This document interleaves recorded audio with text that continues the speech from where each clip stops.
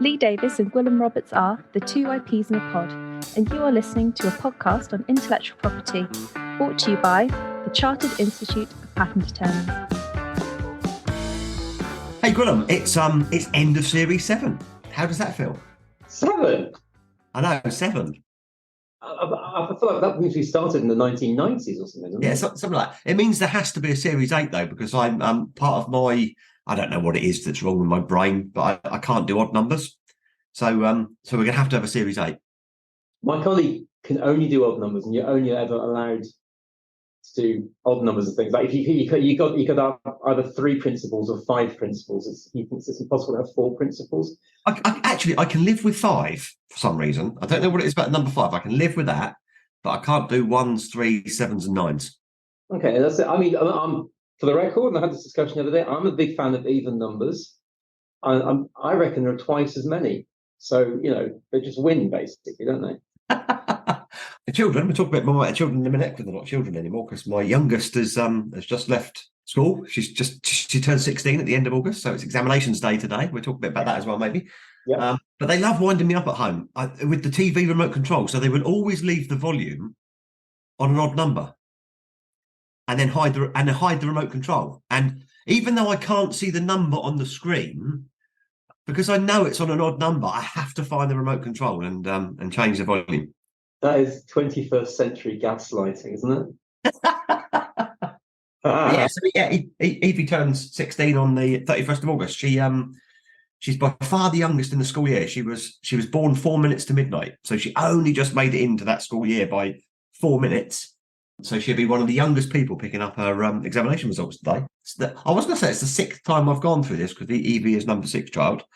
But number 5 child, Thea, who is number 1 daughter, if that makes sense. Yeah. She didn't get examination results because she was in the very first year of COVID examinations meltdown.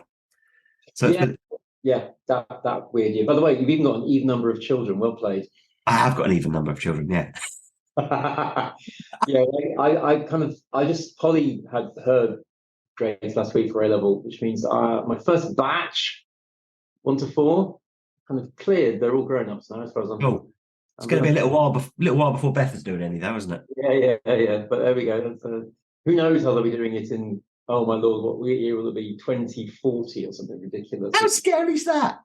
They're thinking about. I think she'll be doing it from a hoverboard on the moon. That's my theory. What, the cold side? What is it? Not the cold side, is it? The dark side of the moon. Where the Indians have just where India has just landed a thingamajiggy, whatever you call it, moonlander thing, hasn't it? Yeah.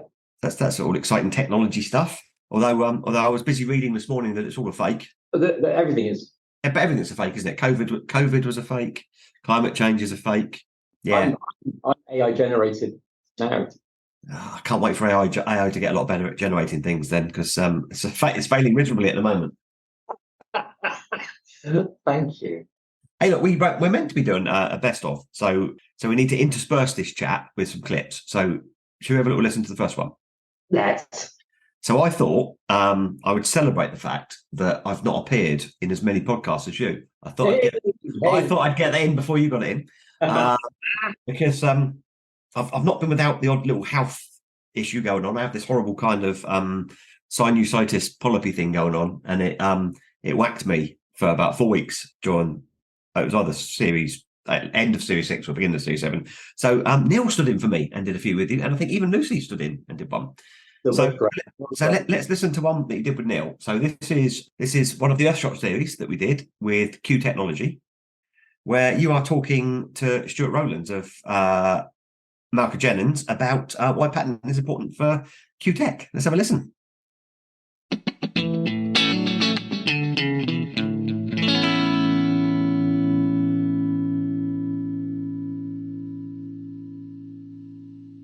Patenting wise, as you are probably no doubt aware, Gwilym, somebody like Kamal can be quite challenging because he's coming up with new ideas left, right, and centre.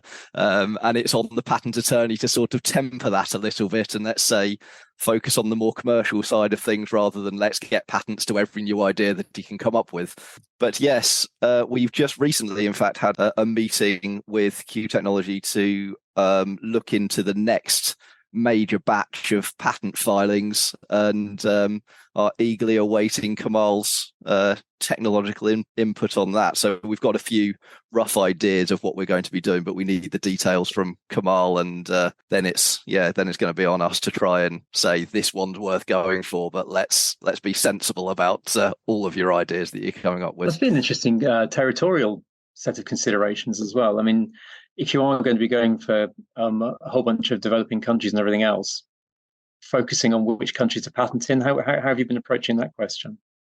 Yes, that is, of course, quite difficult because certain countries is a matter of is it, do you get any return from the investment and things like that when you're talking about it. So you've also got to bear in mind that nobody has infinite resources. So it is a matter of trying to find not necessarily the jurisdiction where there's going to be the biggest environmental impact from the patenting side of things. We also have to consider the money side of things as well.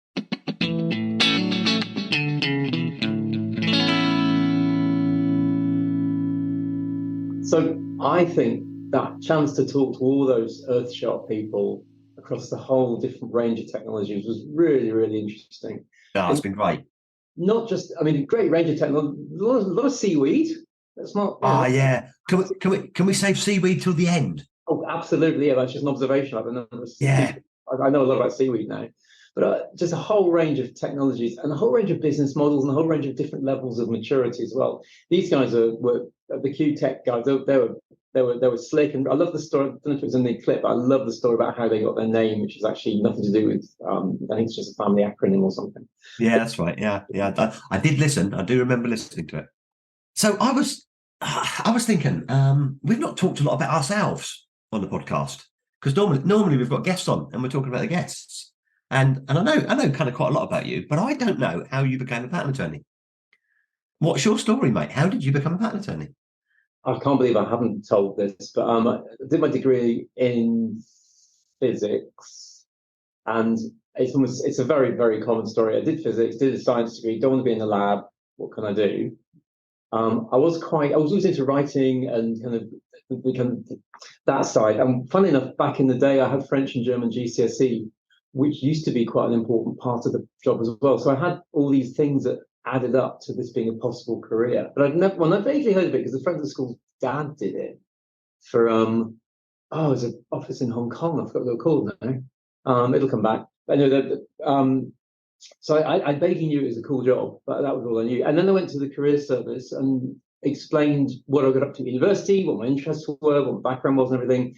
And they said they could see two possible careers for me.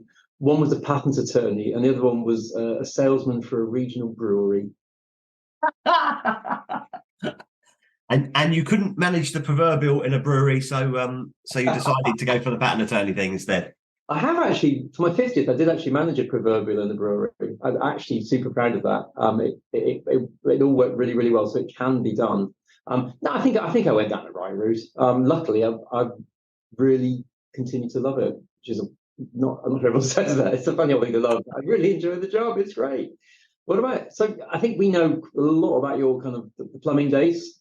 Yeah. Your ability to turn any podcast into a side story about plumbing is legendary, obviously. What's interesting to me is there's a long way between that kind of real job and what you do. Oh, thanks. How did you get? My life has just been a series of mad accidents, really. So I left school. I left school actually probably 15 before I took my exams. I went back to take my exams.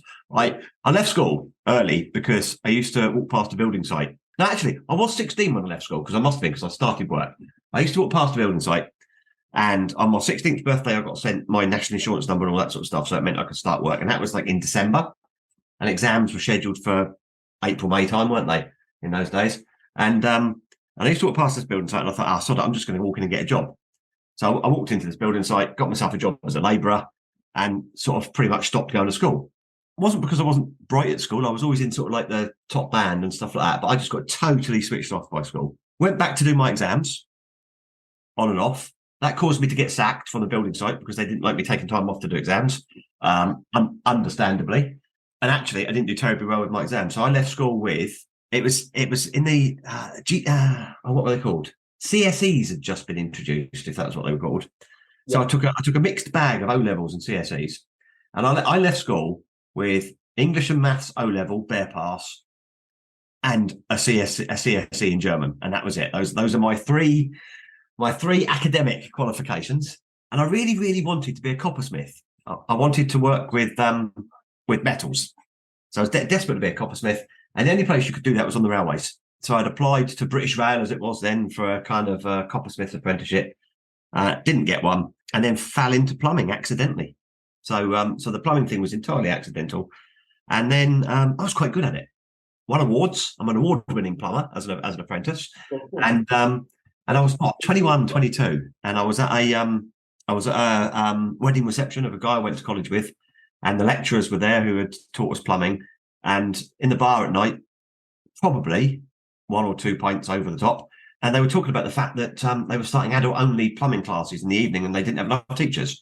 And I stupidly said, "Yeah, I can do that. Yeah, I'm an award-winning plumber. I must be able to teach as well." No mobile phones in those days, so I think it was about 2 days later I had a letter pushed through my mum's front door letterbox saying, "If you're up for this, just turn up on Thursday evening and we'll give you a go at teaching." And I started part-time teaching in the late 80s and was full-time teaching within a year. So kind of moved from being a young plumber to a young plumbing teacher.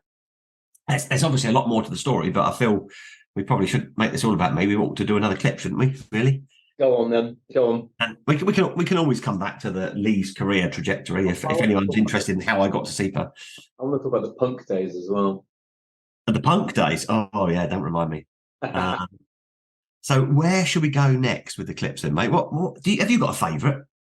I have. Taking slightly off piste, I know, but one of the most interesting ones we've done in more general terms that I always felt that even if you really weren't anywhere near the IP world, you'd enjoy hearing was that one with Ollie Horn, the comedian. Yeah, the comedy one.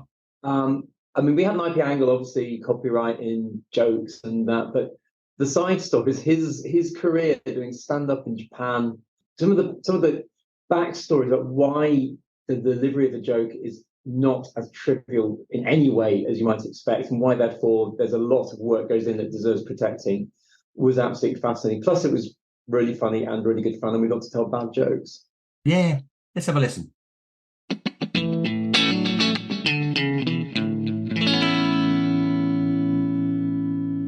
But so, hang on, you did stand up in Japanese? Yes, yeah. Well, because stand-up didn't really exist as an art form in Japan, in Japanese, but there was a bunch of Japanese comedians who I made friends with who had done stand-up in English and were kind of trying it in Japanese.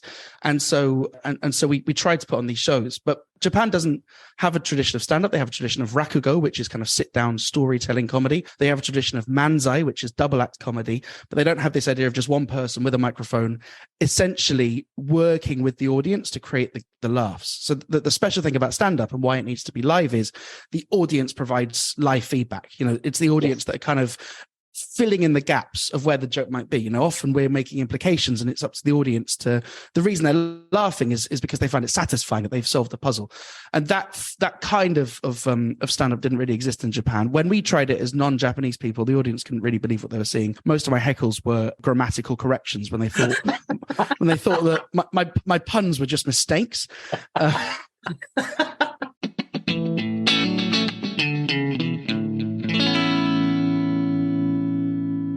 Did you tell a bad joke in that one? I can't remember. Of course I did. Yeah, it's my joke in Spanish that got absolutely... that was the one. Yeah. So after Ollie Horn, that was kind of peripheral in a way to what we do, but really interesting. I think we should get back onto the Earthshot and some of the more kind of central stuff. And that session we had with Pulpex, making glass out of paper. Yeah, you're gonna have to remind me about that. Is there an easy way to remind me what happened there?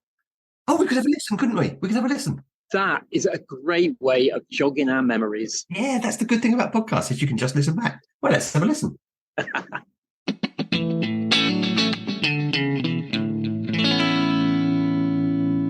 few smart people sat around the Innovation Centre at Diageo. We said, let's make a bottle out of paper. And then we all looked at ourselves again and said, are you sure? And worked through the science for a year. with some partners, and eventually, and it was almost just before the pandemic started, we said, right, we can do this, and let's get this out to a new company called Pulpex, move the technology out and get this scaling up and going. And effectively, that's where I met EIP, when we were building that new company. And I can say now, it's trying to scale technology whilst trying to learn what the word COVID means in the first place led to a fun few years. And like everybody else, everyone loses 2 years of time because no one really remembers what happened in those 2 years. But not all of us were stuck at home. Some of us were running around building bits and bobs. So we were scaling up how to make a fibre bottle, so all the chemistry, the chemical engineering challenges. And I flipped from running the science team in Diageo to leading out that charge to get this packaging technology up and online. Is the backstory there. And as we were getting the solution to a whiskey bottle online, obviously that's a solution to a lot of other people's problems as well, as to how do you get replacements for packaging. And it's packaging where it's not necessarily that any existing materials are bad. There's nothing wrong with glass, and there's nothing wrong with plastic, there's nothing wrong with metal. It's just that the recycling infrastructures aren't always there.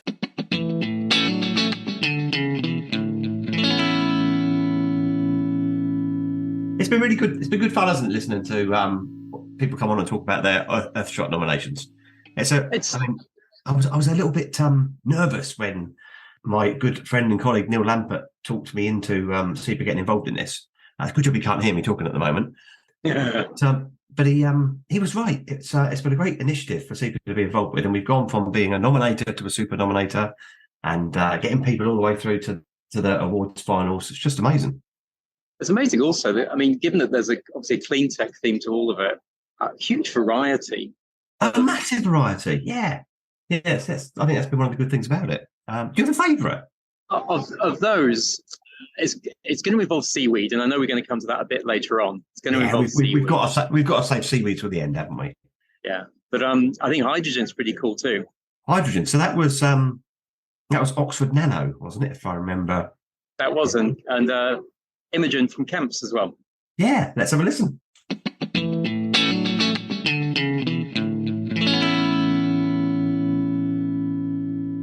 There. So as Alex said, we're now about sort of 5 years into the term of the next generation of patents. So we've got plenty of time there. And, the length of patent the utility of the length of patent will really depend on the field that you're working in. And as Alex says, hydrogen evolution is a very, very fast moving field at the moment. Fundamentally, we've got the basics down. But in terms of scale up and what people are going to have in terms of requirements for increasing sized plants, and Alex will be able to tell you much more about this than I will, we expect those requirements to change. This is not, I think a classic example would be a sort of catalytic converter in a car where things have been the same for 20 years and we expect them to be the same for another 20 years and, much longer than that, in which case the expiry of a patent could be a real problem. But actually, in this field, it's quite possible that the field will have moved on and the patent may be coming to the end of its useful life within its 20-year term anyway.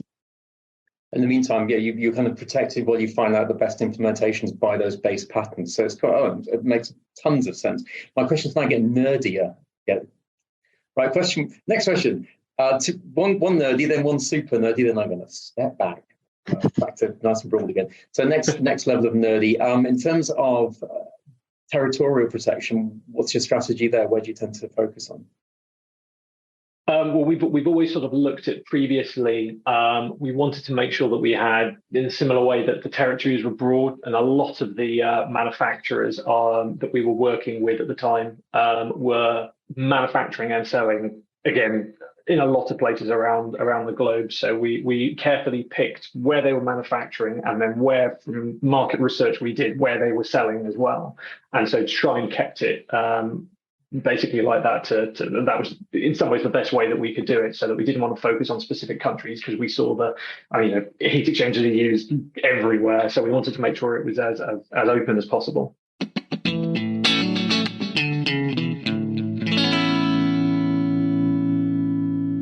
Well, there you go. That's hydrogen. Useful stuff. Yeah, really useful stuff. Good job there's lots of it around as well. Unlike helium, which I'm getting really nervous about. I know. Dentists and balloon makers are really worried. I know. I guess I'm more in tune to it because Evie, number 6 child, number 2 daughters, was 16 this month, and it's also the month that she finished school. So we've had the kind of congratulations, you finished school balloons, and we've had the congratulations, you're 16 balloons. Every time I pump one of these balloons out with helium, I just feel, what am I doing to the planet and its resources? Do you do squeaky voice? Of course I do squeaky voice. What sort of dad would I be if I didn't do squeaky voice? It never stops being funny. Incredibly dangerous, of course, because your lungs think they're breathing oxygen. Yes, but I do it briefly. Obviously, I am. I'm not addicted to helium or anything like that. We obviously didn't just do Earthshot, and one of the ones that I've actually personally had the most feedback about was the one we did with Vandita from Electa. Oh yeah, that was great because she gave really good insights into in-house. She told me offline that she thinks she's actually had quite a few job applications because of the stories she told. But also, obviously, she was kind enough to share her adoption story, which is incredible. And I think we maybe even got dragon boating stuck in. Dragon boat racing, well. Yeah. I had to listen to that, and there was indeed, yeah. Yeah, and I am off to a conference where I'm signed up to do dragon boating now, so I've actually had to get some advice from her about. Oh, yeah. Where's that? It's the one. It's the Asian patent attorney one in Singapore. One of the toughest gigs out there, Lee. Wow. You know, got to go to Singapore, go dragon boating. But yeah. You know, it's all for the good of the profession. What a tough life you lead, mate.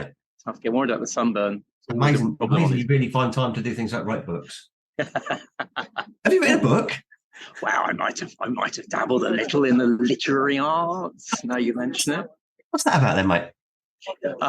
It's a book on drafting. I did it years ago, a book on drafting, and one of my little pandemic projects was to revise it. Quite pleased. On the positive side, I haven't changed my mind much. On the negative side, I don't seem to have learned very much either from last time round. But even so, it was a nice tidy up. And that's how, obviously, Sequel's actually running it nice, super cheap, important to say, and with a very nice introduction from Colin Verse as well. Oh, lovely. Yeah, we love Colin, friend of the show. Indeed. Yeah. So and that's aimed at students, is it, or anyone who is generally trying to improve their patent drafting? I think it's aimed at particularly people who actually want to learn the practical aspects. It's not to get you through exams was always the kind of what it wasn't. What it was to give you some real guidance about what the claim might look like. Most of it's negative. Mostly it's, that doesn't work, try again. It's kind of our traditional training. So I try to flip that and make it a little bit more positive. So thank you for asking. And that's right. I'm doing a little bit. I'm doing a little bit of writing for Sequel, and maybe after we've listened to Vandita, you might want to ask me what that is. Let's do it in that order. Let's listen to Vandita then.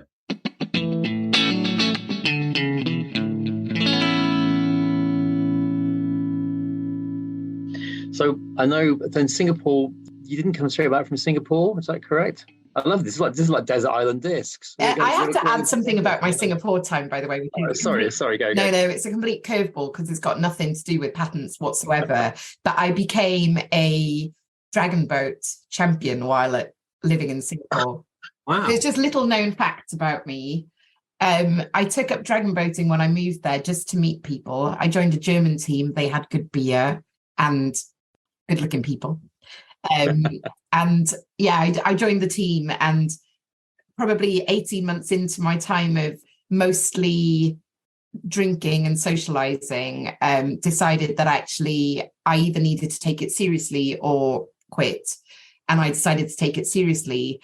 And the team then kind of went on this path of, we got a new coach, and the coach had, his eyes set on some international competitions, and we ended up getting really, really good and ended up taking it really seriously. I won numerous gold medals sitting on a boat there. We went to Australia and took part in like this big international competition for amateurs and did really, really well. So yeah, just a complete tangent. But my boss, the one that had been fundamental in me moving to Singapore, once took me to an event and introduced me as a dragon boater who did patents in her spare time. You got quite busy with it. So this is a mixed boat or a women's boat, or how did it work? My speciality was the women's boat, but we did have mixed boats. But the place I was sitting was the front seat on the left. So dragon boating, take a look. Those people, online, because I'm doing hand signals at the minute. You sit on one side of the boat, and then you have a partner who sits on the other side of the boat. And I was sitting in the front row where we had to sort of set the speed for the boat. and set the rhythm for the boat. So I wasn't the strongest, I wasn't the quickest, but I was maybe better at just maintaining. Metronomic. Yeah, metronomic, yeah. And so, yeah, predominantly 12-person ladies boat. That was my specialty.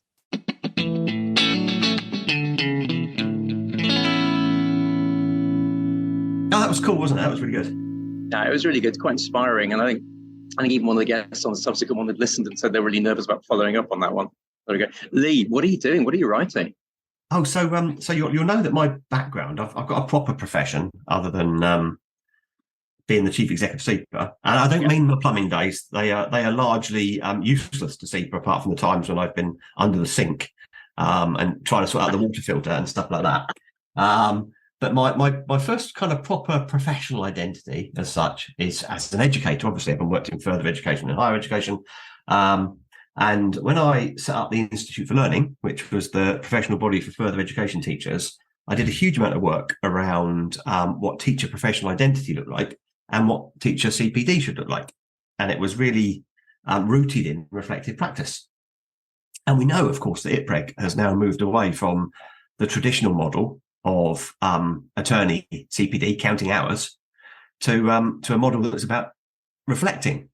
So it's been great for me. I mean, I've been out of the education space for 12 years, and it's been really great for me to go back to all of the stuff I wrote, like almost 2 decades ago, all of the research that I did back then. And so I'm writing a series of articles that have been serialized in the journal and in the newsletter and on the website for patent attorneys. I guess they would also be attractive to trademark attorneys. Maybe I can sell it to SITMA on what is reflective practice and how you can use it to improve yourself through your CPD. So how exciting is that? It is exciting. It's quite important. There's a lot of cynicism around CPD, isn't there? We need to get rid of that and actually make people remember there's no harm in, this isn't about getting your house together per se. It is actually about benefiting from it as well. Yeah, I think the point that I'm trying to make in the pieces that I write is, I mean, reflective practice, it's a bit of a academic term. It, effectively, it means plan, do, review, observe. Think about the things that you need to learn, plan to do them, see how they've impacted on your practice, see what else you need to do in the future. It's not rocket surgery. What is? I mean, what is? What is? What is? No, so it sounds a bit like eat, dance, sleep, repeat, but not quite the same. Yeah, it's not quite the one that I was thinking of, but anyway, I asked you earlier if you had a favourite podcast, and you were kind of sort of angling towards the seaweed one, and I think we both really enjoyed that for a range of reasons that we'll come on to at the end. Maybe I really enjoyed the one that we, again, friend of the show, Gitano Demeter, we had back on again to talk about the metaverse with his colleague Dr. Michaela McDonald. I really enjoyed that one because I still struggle with the online world. I've withdrawn a bit from Twitter. People will know that I'm quite a keen fan of Twitter, but Musk's sort of ruined it for me. Yeah. The whole kind of culture wars and all that sort of stuff that's going on there just makes it not a nice place where I want to be. And I'm now thinking that I need to get myself into this sort of like metaverse thing where I get myself an avatar and go wandering around environments. What should I adopt as my avatar? What would I be? Oh, some giant strapping Conan-style warrior. What about a troubadour plumber? What, a troubadour plumber? Is that a crossover you can have? I think it can be now. You can be what you like in the metaverse, Lee. This is true. Yeah. So I don't want to be too sort of like Super Mario though. So I don't want to kind of dress up in dungarees and carry a plunger or anything like that. There's your avatar. We've sorted it. We probably ought to listen to the experts, really, shouldn't we? Let's get Gitano and Michaela back on.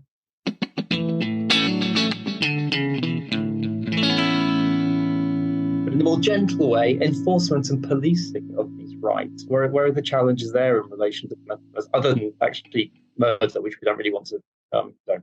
I think the massive challenge is that we have pretty much outsourced a lot of these functions to private entities who are the gatekeepers of our behavior, enforcing rules, whatever they are.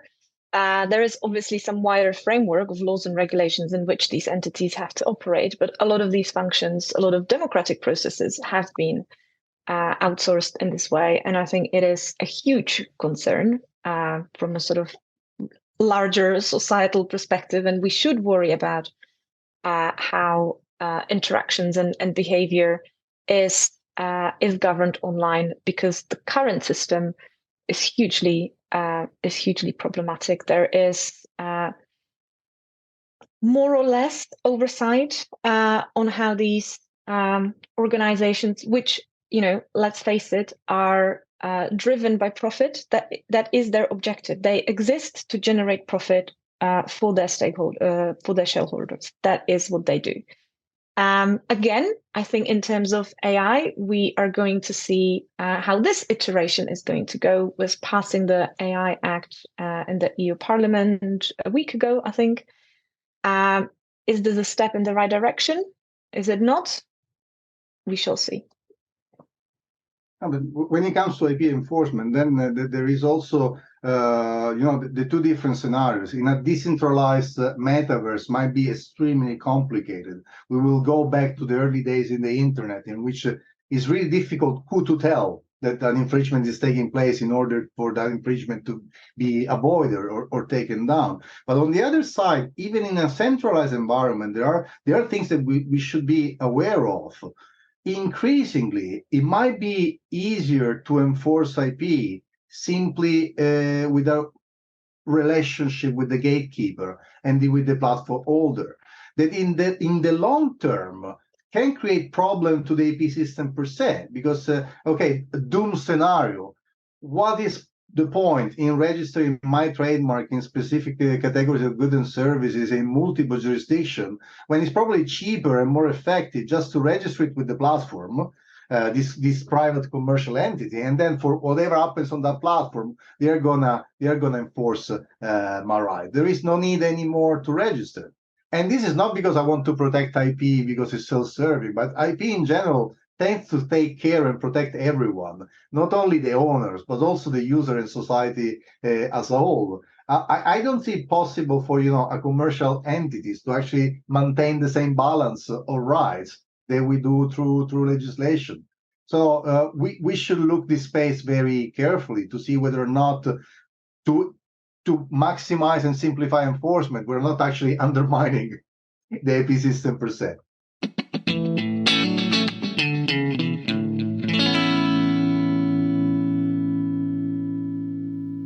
I still don't know if I understand what the metaverse is, though, mate. But after that, I was more illuminated than I was previously. I love it when academics get going as well, because they can just imagine more and be more creative. And some of the stuff Michaela was saying about jurisprudence was just mind-blowing. It was really, really good. I'm fascinated by law trying to keep up with technology, and this is a perfect example where it's going to really struggle to stay relevant for a while. There we go. Yeah. I mean, we've had some great academics on, haven't we? This is end of series. What is it, 7? I think maybe something like that. Season. Sorry, they're not series, are they? Seasons. Sorry, I still can't get the vernacular. We've had some cracking academics on. Do you remember we got up at silly o'clock to get Professor Anil Gupta on, who was doing some amazing things in India around grassroots innovation and how the IP system can both kind of foster that sort of grassroots innovation, but also sometimes can be a barrier. So you need to work out sort of clever strategies for working your way around it. Wasn't he a great guest? He was so enthusiastic. He was enthusiastic, and again, a bit different from what we often have, and that was very exciting too. Yeah, let's have a listen.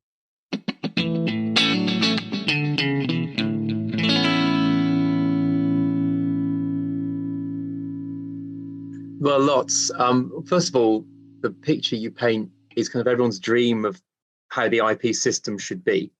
I always go back to the kind of the founding principles, as far as I'm concerned, which is that the system's there to stimulate innovation. And as you say, there's question marks over whether at some of the extremes it's still meeting that requirement, whether people are being closed out by it, whether, for example, the lawyers are spoiling everything, which is something that always worries me. Before we get onto that kind of the philosophical level, I wanted to just touch on a couple of points. First of all, you mentioned 2 areas of technology there. So you mentioned some I know there's thousands of these. So you mentioned some mechanical ones, and I was actually quite interested and surprised to hear that, because I thought you'd move straight to traditional knowledge, but then you went on to mention plant varieties. So what you're saying is that you see a huge range of different technologies with your inventors. Absolutely, we cover innovation. Please appreciate that our law would not permit a patent on a traditional knowledge per se, unless we can demonstrate that it is not yet documented and available in the prior art, and that a community has found a solution which is inventive and innovative and meets all the conditions of IP. Yep. So, for instance, we filed a patent for fever for typhoid in US, and the Traditional Knowledge Digital Library of CSIR India opposed our application, claiming that it was part of the traditional knowledge. And then we proved by giving evidence that what was available in traditional knowledge was not precise enough to capture the innovation that we were claiming for. And we won, and the patent was granted to a common person, a tribal person. So yes, we have worked in the field of herbal technologies, herbal pesticides, veterinary medicine, growth promoters, at the same time, farm machinery, general utilities.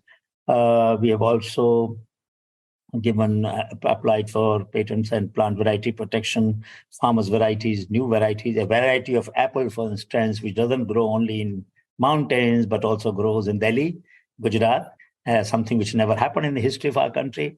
But now it is possible. Harman Sharma developed that variety, which brought apple to the plains. So things of this kind, which are novel, which are non-obvious and not meeting all the technical conditions, have been recognized, and not one or two, as I said, in thousands.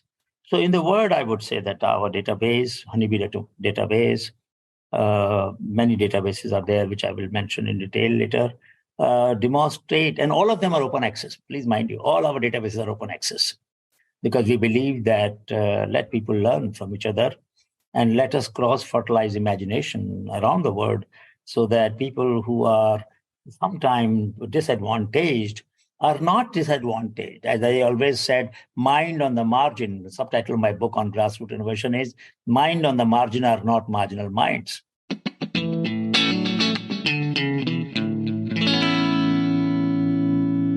Lee, I'll tell you what we haven't done. What's that, mate? We haven't organised our walk with Professor Gupta. Oh no, yeah, we were going to do that, weren't we? Our learning walk, or yeah. I think that was incredible. It's got real shades of Gandhi. I'm sure Gandhi used to do that as well. It sounded incredible. So we should follow up. I'm keen. We can podcast live from the walk. Oh, we should think about different ways we can do the podcast. And the podcast walk thing. I listened to a podcast called "The Rest Is History."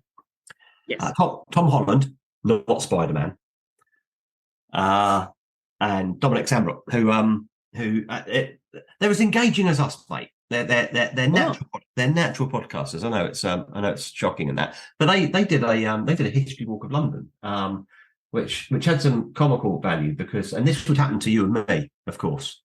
So Tom turns up in proper walking attire, because he knows it's going to be a very long walk, because he's walking around lots of sort of historic Roman sites of London, and Dominic has got an evening function. So he's turned up in his best suit and brand new shoes. And by the end of the podcast, he's bleeding from his heels. So yeah. So if we do a walk, it's you've got to turn up in the right attire. And I've got some other ideas for you. Although one of them is actually just nicking one of your ideas and remodeling it. I was thinking, there is this sort of pan-European coming together of professional membership associations called ANIPA. Yes. Which is the Association of National Intellectual Property Associations, or some such thing like that. Restricted to Europe, but the Europe bit doesn't feature in it. Next one's in Poland. We should do a podcast, and you should come. And I've got to go there, so you should come, and we should do a Poland podcast. Although we're going to have to change the name of the institute. And that did cross my mind, yeah. And should we just leave it for listeners to Google as to why we would need to change the name of the institute? Yeah. Because there is a story. The very first time I went to Poland, it was you that warned me. You did say to me, don't go like walking into an event or anything, shouting out, I'm from CEPA or anything like that. I didn't. But the funny story was, when I came back from Poland, Microsoft had blacklisted my email account. And it took me an age to get whitelisted again. Brilliant. Well, we'll just change your T-shirt. Don't wear the usual Super Mario plus SEPA outfit that we're also familiar with now. That sounds important. You're really keen to take us on the States gig, aren't you? And I think we should do that. I think we should herald the fact that the Two IPs are going to go and do the American experience. I mean, the Beatles did it. Billy Connolly did it. More importantly, Oasis didn't do it. How are we going to be able to hear ourselves above the screaming hordes? Let's do it from that. Oh, Shea Stadium, wasn't it? Yeah, Shea. Yeah, that'd be quite good. I'm on for that. You're up for that. Cool. Yeah, well, we'll make that happen. I think that's definitely something that's got to happen. And we ought to sort of think of other places we can do the podcast from. We ought to get out and get into maybe some inventor spaces, go and visit some innovative companies and do it in their natural environment. That'd be good, wouldn't it? Also the London Eye. What we shouldn't do, though, is we probably shouldn't go to, coming back to probably our final piece, we shouldn't go to the natural environment of one of our other Earthshot nominees, Seagrown, because that would mean donning diving bells and suits and the like and spending our life under the sea. And I don't know whether that would work well for a podcast. It would, and also in a particularly cold-sounding bit of the sea as well. I know, yeah, with seaweed. Which, and being a fisherman, I hate seaweed with a passion. But after that episode of the pod, I'd fallen in love with seaweed. I'll see it in a different light. I have joked a little bit about you to a couple of mates after that podcast, because I felt that you got caught out beautifully in a way that obviously brought me enormous pleasure. And it was your question at the end. You always have your question at the end, and I always get it first. And then, so you've got me on the back foot already. Oh, didn't I get caught a treat? Yeah. And then also, you always choose a question that you've got a really good answer to. But you decided to ask a question about nautical life to this guy. It's the best thing you've ever pulled out of the sea, I think it was, or something like that, wasn't it? It was. And I think people need to, I'm not going to give it away. People need to listen to the whole one, because you had a great story, but his story was basically a script from a James Cameron movie. It was quite incredible. Yeah. How was I to know that he was an underwater secret agent? You basically was. I mean, your fishing story was good. Don't get me wrong, but it was good. you definitely had the edge there. That brought me a lot of pleasure. And of course, there's so much more to it as well. Apart from the great commercial story, we had love on the ocean wave, all that kind of thing. Huge romantic thread flowing through the whole thing. My Lord, the whole thing. It was. And what are the chances that your expert who comes to talk to you about the sea and harnessing the power of the sea through seaweed, and his name's Wave? That was just magnificent. Yeah. So shall we give him a little listen? Yes.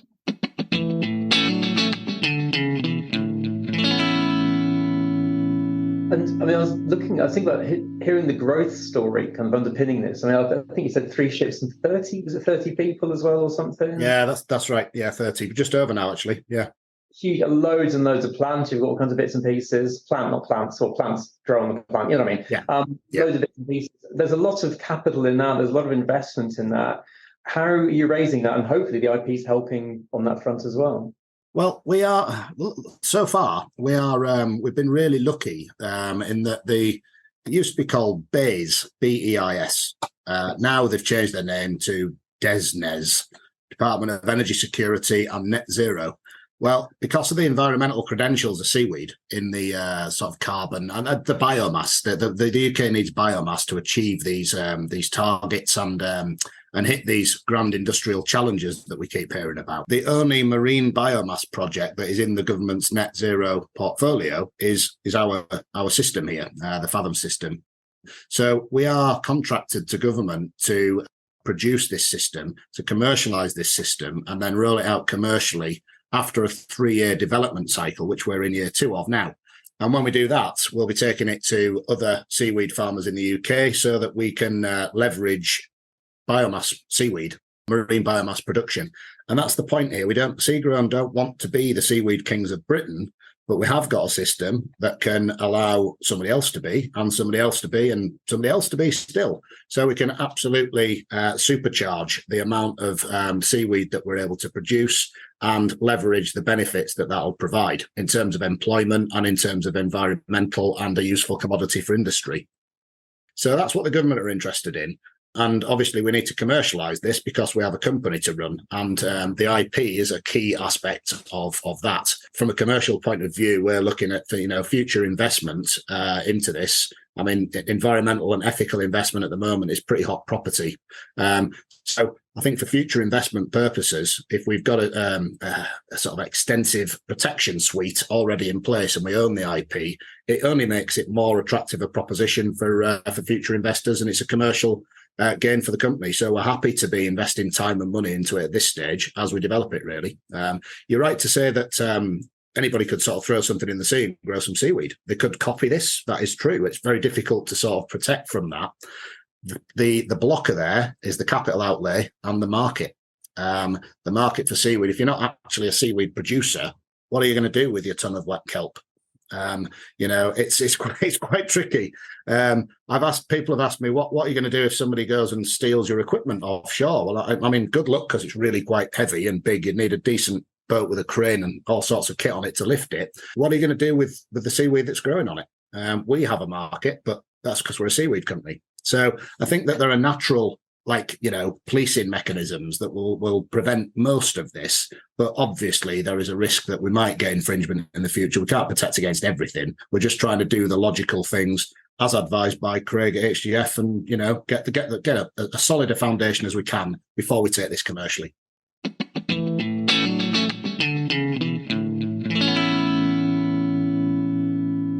So it's been so good to have a listen back to some of the highlights, because there are so many, aren't there? But now we turn our minds to kind of what comes next. We're charging towards our 100th episode. That's Unbelievable. I think we've got some plans to make a biggie of that, haven't we? Maybe, I say plans. Isn't it our normal plan to go to the pub? Yeah. Nothing groundbreaking, but still really, really important. I can't believe it's 100. I can't believe how quickly it's gone. I'm very grateful to you and Neil, actually, for getting me involved in this, because when it kicked off, I thought, I'll have something to do for an hour during the pandemic, but it's turned into quite a fun bit of my life. And of course, actually, it's not doing badly. We've got a few downloads now. Yeah, it's good. It's doing all right. It's doing all right. I do think we probably need to do a little bit of refresh and reinvent. So I think it would be good to, as I say, do some things like getting out into the real world and stuff like that. Would be good. It'd be good if some of our listeners got in touch and said, "Why don't you do this?" or "Why don't you do that?" It'd be fantastic if we were responding to the audience. So should we just finish on a question? Should we do that? Oh, you swine! Go on then. So if we do take the podcast out and about, and you can't say the states, okay? So that answers out of the question. Where would be your ideal location? Where would you want to go and do a recording for a range of reasons? Cape Canaveral. Oh, why is that then, mate? Oh, apart from the obvious, they do rocket surgery there. Yeah, just to meet all those doctors of rocket science. No, I think there is probably the greatest innovation story ever. Fantastic place. Never been. Love to go anyway. And I mean, everything about it's not just a story about innovation, it's a story about getting from an idea, a dream, to the moon, which is pretty cool too. It's what it's what we're all doing with these innovators. We're helping them get from a dream to the moon. So it'd be pretty fulfilling for me, and as a patent attorney, and what SEEP is all about as well. So for me, that'd be quite fitting. But what have you got, Lee?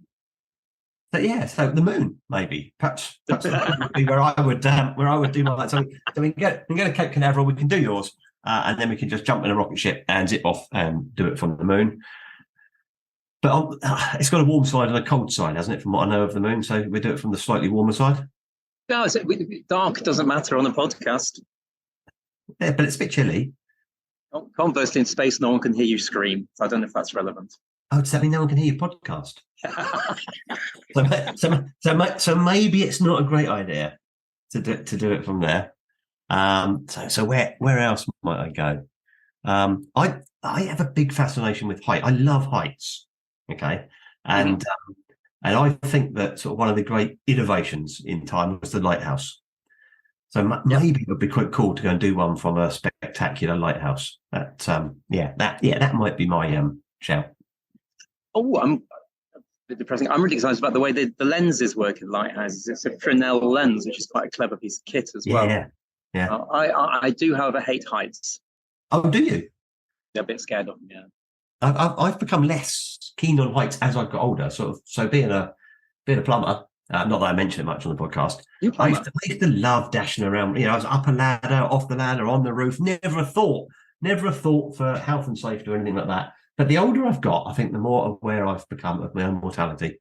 So heights are fine if I can get to them in a safe way now. Yeah, at your age, you don't want to fall. You don't want to fall, Lee. No distance at all. No, I don't even want a little tumble. No, I totally get that. Anyway, it's been great catching up with you, mate. Thanks for helping me sift through these highlights. And I'll catch you at the start of the new season. I'm genuinely looking forward to it.